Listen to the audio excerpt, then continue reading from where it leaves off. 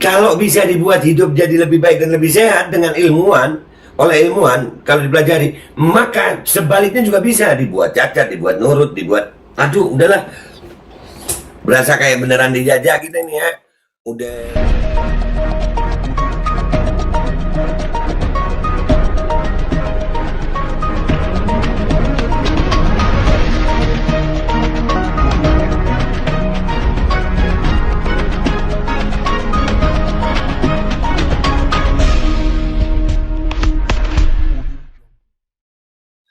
Assalamualaikum warahmatullahi wabarakatuh. Welcome back, selamat datang lagi di channel Babe Aldo bersama gue Babe Aldo yang tetap santuy, tetap bakal sehat, dan jangan lupa ngopi. Bismillahirrahmanirrahim. Alhamdulillahirrabbilalamin. Wassalatu wassalamu ala sayyidil mursalin Sayyidina Muhammadin wa ala alihi wa sahbihi ajma'in. Rabbi shrah li sadri wa yassir li amri wa hlul 'uqdatam min lisani yafqahu qawli bi nabi wa alihi. Salam revolusi akhlak, semangat revolusi akhlak. Semoga akhlak kita jadi lebih baik hari ini dibanding yang kemarin. Panjang umur perjuangan, merdeka, Allahu Akbar.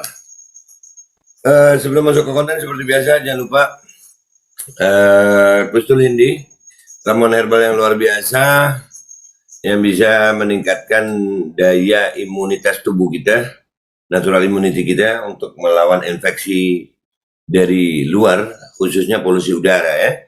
Supaya tubuh kita jadi lebih kuat, lebih punya stamina yang kuat untuk melawan infeksi tersebut. Dan mudah-mudahan yang sakit dari kita, mudah-mudahan Allah sehatkan segera, dan itu dijadikan sakit penghapus dosa, penambah pahala. Dan yang sehat dari kita, mudah-mudahan Allah jaga dalam manfaat. Amin ya rabbal alamin. Oke guys, konten kita kali ini itu gue masih ngelihat ya masalah kasus PCR ini, itu orang masih terpaku di harganya saja. Ada yang tidak ternilai sama uang di situ. Tentang DNA kita. Kalau kita ini kenapa urusannya uang aja? Gue bingung. PCR itu dari berapa bulan yang lalu gue udah bilang PCR itu bukan alat yang pas untuk menentukan virus, bukan. Dia bukan alat untuk menentukan penyakit, bukan. Bukan alat untuk menentukan seseorang itu kena penyakit, bukan. Tapi kan dipakai untuk itu. Dan ternyata 3 bulan yang lalu gue udah ngomongin masalah bisnis nih. Nih nyari duit nih. Tapi kemarin Pak Jordi ya, juru bicaranya Pak Luhut, itu entah beliau keceplosan atau gimana ya, beliau mengatakan bahwasannya ada genome sequencing di situ itu dari sampel yang kita ambil. Lu kebayang gak sih, PCR itu KTP ada, nama kita, nomor induknya ada, alamat lengkap di KTP itu, dan ada data DNA. Itu pengumpulan data DNA ini bahaya loh guys, serius. Lu tahu DNA tuh udah tahun berapa tuh ada monyet di cloning, kambing di cloning, itu dari DNA itu. Dan kalau umpamanya dipetakan DNA itu gimana itu? Ini kejahatan luar biasa kalau memang itu terjadi ya. Kalau memang itu sampai terjadi sesuai apa yang diakui oleh Pak Jordi tentang P3GSI yang melakukan genome sequencing, maka data DNA rakyat Indonesia lengkap dengan KTP-nya yang sudah melakukan tes PCR bersama mereka, ada di mereka itu. Buat apa itu Pak? Dan ini gue berharap video gue kali ini nih ditonton oleh ahli-ahli hukum ya. Gue mau nyampaikan ini. Ini kejahatan yang luar biasa kalau sampai memang benar terjadi pengumpulan data DNA itu. Ya kita lihat dulu DNA, kita belajar DNA dulu. Ada satu jurnal ya di internet nih tentang DNA nih. Ini oleh Dr. Karlina Lestari. Didinya oleh Dr. Karlina Lestari, oke? DNA adalah informasi akurat tentang seseorang. DNA adalah molekul yang berisi aneka informasi tentang setiap organisme penyusunnya dan diturunkan dari anak ke orang tua. DNA ada di setiap sel manusia. dan berfungsi memberikan instruksi pada tubuh untuk tumbuh, berkembang, dan bereproduksi. DNA itu data paling private dari setiap manusia. Private, lu bisa ketahuan lu anaknya siapa, lu kelemahannya di mana, tubuh lu apa, penyakitnya apa, bisa gampang kena sakit ini. Ini gambar DNA ya. Tuh, DNA nih. DNA mengandung beragam informasi genetika. DNA alias deoksiribonukleik asid adalah molekul yang mengandung instruksi atau informasi yang dibutuhkan oleh makhluk hidup untuk berkembang, hidup, dan bereproduksi. Instruksi tersebut ditemukan di setiap sel dan akan diturunkan dari orang tua ke anaknya. Jadi setiap sel itu berisi DNA kita. Itulah alasannya tes DNA bisa mengetahui hubungan biologis antara dua manusia. Sebab jika keduanya adalah keluarga, maka DNA alias informasi genetiknya sama. Tes DNA juga bisa mengungkap apakah orang tersebut beresiko mendapat penyakit genetik atau tidak. Lihat tuh. Kalau dipetakan itu, wah, ini tujuannya apa sih? DNA data kolek ini buat apa ya? Mereka mengumpulkan data DNA ini buat apa? Tolong rakyat Indonesia jangan cuma terpaku sama uang. Ini kadang-kadang gue bingung juga, dokter-dokter juga ngomongnya masalah duitnya doang. Nggak cuma duitnya, kita nih sekali lagi tes PCR itu, andai kata ini benar, genome sequencingnya sampai ke DNA, dibayar jangan mau, karena itu data pribadi. Dibayar jangan mau. Kita ini ngebayar lagi. DNA sendiri sudah ditemukan sejak 1869 oleh ahli biokimia Jerman bernama Friedrich Miescher. Hanya saja bertahun-tahun sejak penemuan tersebut, para ahli belum menyadari pentingnya DNA. Baru pada 1953 molekul ini disadari sebagai pembawa banyak informasi biologi dari pemiliknya. Dia kayak disk gitu, flash disknya tubuh gitu, kecil tapi dia membawa banyak informasi tentang tubuh kita tuh. Begini struktur DNA yang ada dalam sel manusia. DNA terbuat dari molekul yang dinamakan nukleotida. Setiap nukleotida ini mengandung 3 hal, yaitu molekul fosfat, molekul gula, atau deoksiribosa, bahan basa nitrogen. Sementara itu basa nitrogen yang ada pada DNA terdiri atas 4 bagian, yaitu adenin, sitosin, guanin, dan timin.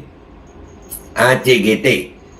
Nukleotida ini kemudian akan menyatu membentuk 2 rantai panjang yang melengkung dan membentuk struktur yang disebut sebagai spiral ganda atau double helix.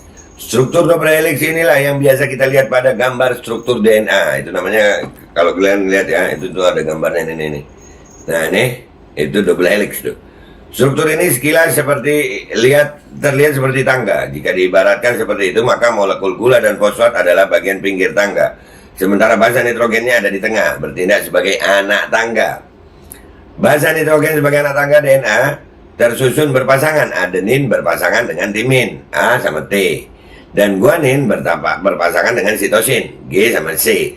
Inilah yang disebut kode genetik. Kode ini merupakan petunjuk kehidupan dalam tubuh seseorang. Subhanallah, Allah ciptakan gitu nih, lengkap. Nah ini kalau data DNA ini dipegang oleh orang-orang yang tidak bertanggung jawab, maka bisa terjadi rekayasa genetika loh itu. Ya cloning itu kan rekayasa genetika itu. Itu dari mana asalnya? Dari DNA. Makanya nih, gua kebayang nggak sih umpamanya dipetakan nih yang PCR. Ya, yang PCR ini yang nurut-nurut, habis yang PCR yang kena micin, ini yang nurut-nurut, ya, habis PCR kena micin, terus di cloning gitu kalian jadi manusia lain gitu.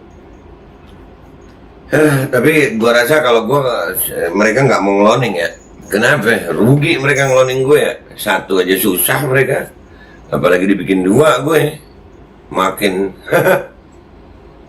nggak kalian yang apa ya? yang berpikir kritis itu. Jangan cuma duitnya aja, mentang-mentang kita ini susah memang.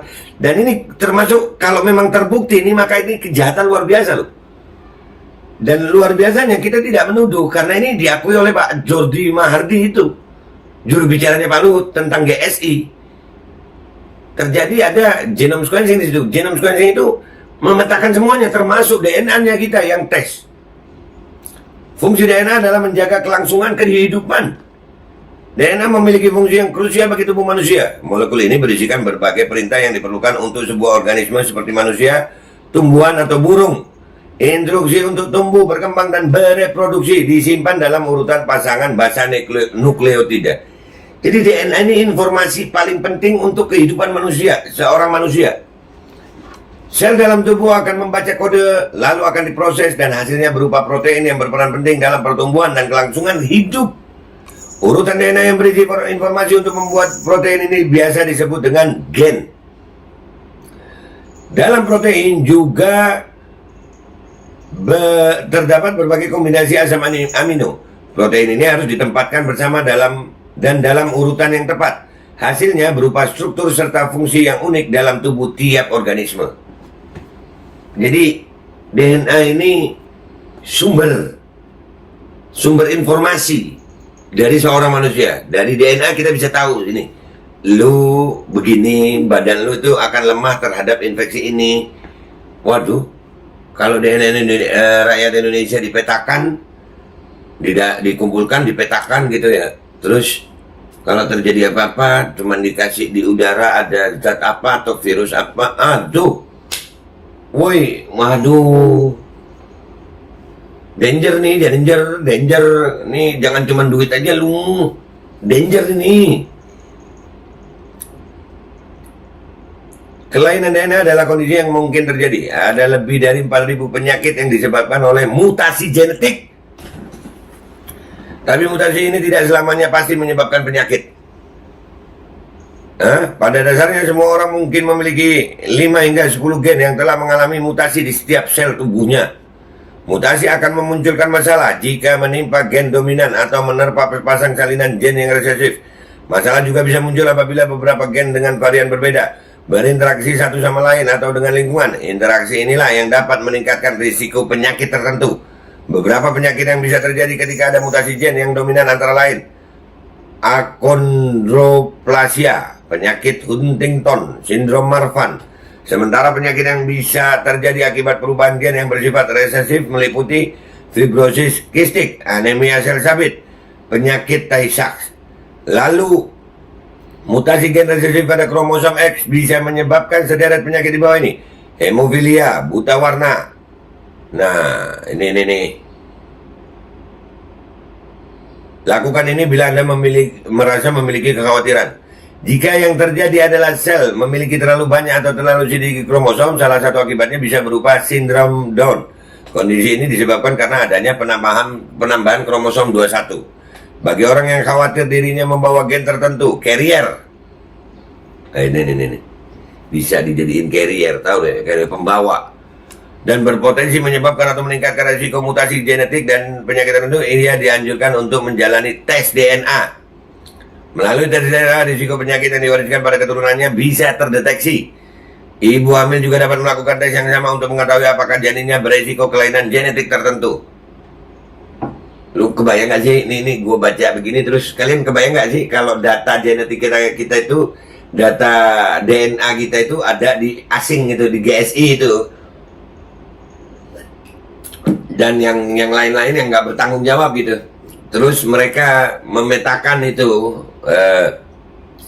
DNA kita. Terus Indonesia dalam bahaya nggak sih? Mikir coba, ya Allah, ini yang nasionalis mana nih? Pak Gatot, bantu saya Pak. Terus, aduh, siapa aja deh ya yang tahu ini gitu.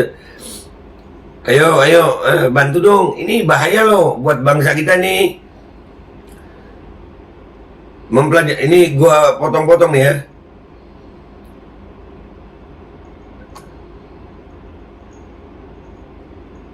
Meski begitu, terapi gen masih menyisakan beragam pertanyaan. Para ilmuwan belum mengetahui secara rinci mengenai proses tiap gen dalam tubuh. Bagaimana cara menempatkan gen sehat tanpa mengganggu gen lain juga belum terungkap dengan akurat.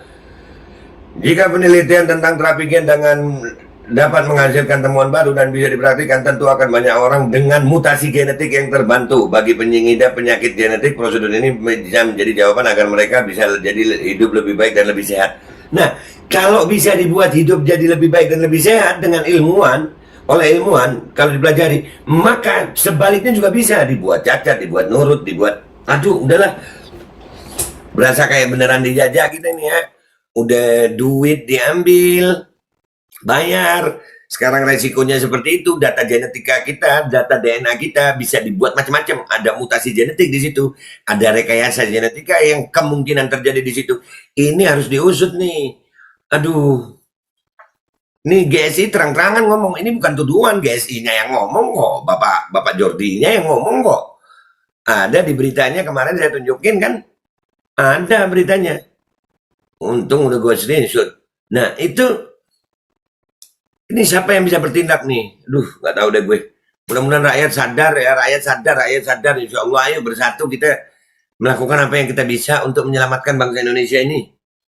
Ini memperingati 10 November nih ya. Ini gue upload sebelum 10 November nih. Ya, ayolah semangat dong bangsa Indonesia. Ini bahaya nih. Bisa terjadi rekayasa genetika. Waduh, mengetahui penyakit, kelemahan, bahkan cloning, sampai ke cloning bisa aja. Karena data genetika kita dipegang oleh perusahaan asing. Udah gitu aja gue ya, mikir yuk, mikir. Dah, pokoknya cepet mikir. Dan kita harus segera bertindak ini. Ini mikirnya kadang-kadang, mikirnya duit doang sih.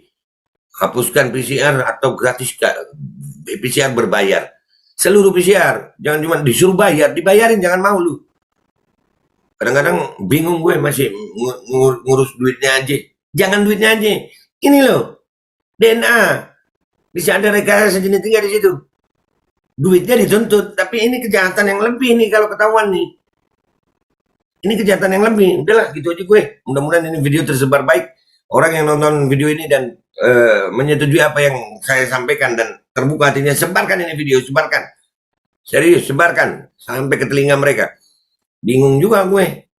Ada dokter-dokter yang cuma mikirin gratisnya ininya, bukan gratisnya aja nih. Ini bisa terjadi rekayasa genetika dari ilmu mereka sendiri tentang DNA. Udah itu aja gue ya. Gue minta maaf kalau ada salah. Wabillahi taufiq wal hidayah. Wassalamualaikum warahmatullahi wabarakatuh. Waduh.